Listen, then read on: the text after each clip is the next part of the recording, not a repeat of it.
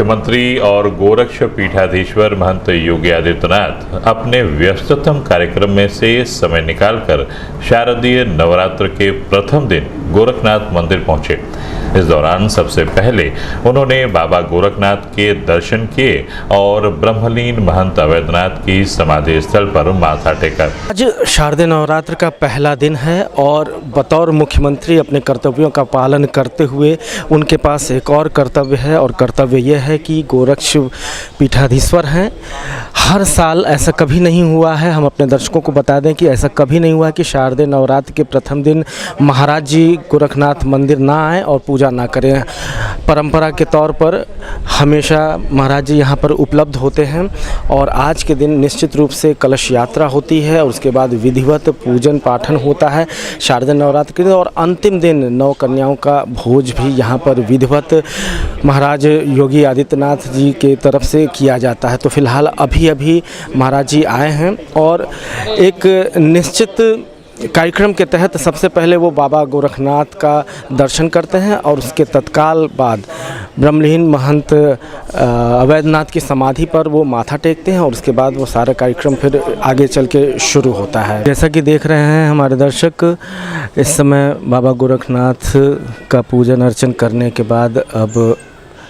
मुख्यमंत्री योगी आदित्यनाथ गोरखनाथ पीठाधीश्वर योगी जी अब बढ़ रहे हैं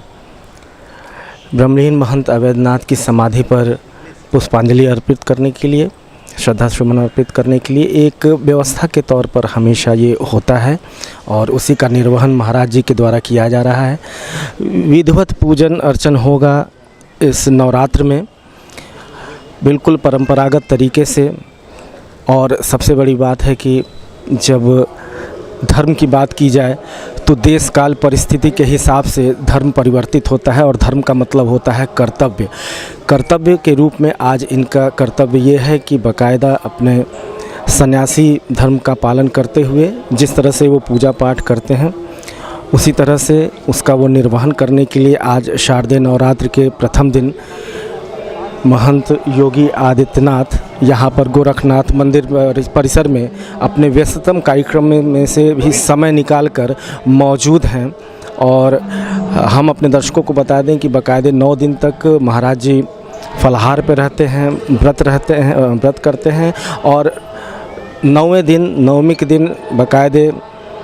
कन्याओं का भोजन कराने के बाद, कन्या पूजन कराने के बाद ही वो कुछ ग्रहण करते हैं। तो इस तरह से अपने आप में एक चुनौती होती है, चूँकि प्रदेश के मुखिया भी हैं और गोरक्ष पीठाधीश्वर भी हैं, तो इस वजह से दो कर्तव्यों का निर्वहन कितने शानदार तरीके से महाराज जी के द्वारा किया जाता है, ये अपने आप में बहुत ही विलक्षण बात है। तो दर्शकों, जैसा कि आपने देखा कि दोनों धर्मों का किस तरह से निर्वहन करने के लिए कटिबद्ध हैं यहाँ के अपने सूबे के मुख्यमंत्री योगी आदित्यनाथ और गोरक्ष पीठाधीश्वर योगी आदित्यनाथ अपने दोनों कर्तव्यों का बखूबी निर्वहन करेंगे। आप भी निर्वहन करिए और सुरक्षित रहते हुए प्रोटोकॉल के, कोरोना प्रोटोकॉल के, कोविड प्रोटोकॉल के दायरे में ही पूजन अर्चन करें, क्योंकि ज़िंदगी है तभी जहान है और तभी पूजन भी है। अपने सहयोगी रूपेश कुमार के साथ सिटी 1 के लिए सुनय पांडे।